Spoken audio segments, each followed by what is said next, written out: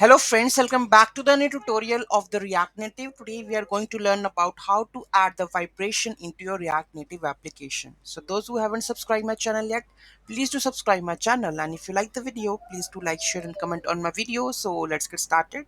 So here you can see that when I click on the vibrate, it's vibrating for the 5 seconds. Okay, it's vibrating, right? So how you are going to add this, let's have a detailed section in that video. So first of all, this is the app default app.js file where we add the vibration. This is from the React Native. Okay, so this is vibrate device. So when I click on the vibrate device, so this vibration dot vibrate, and how many seconds you want to add, just pass it over here, right?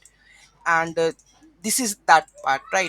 And for this we have to allow the permissions also. So what we have to do, you have to go to your manifest file and add the vibration property over here. So here we go with that one. So here, android permissions dot vibrate, so you need to add these permissions into your android manifest.xml, and it is located in this file, right? App source main android manifest.xml, add these permissions and it will work.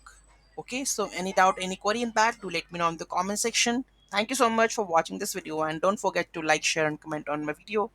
Have a nice day.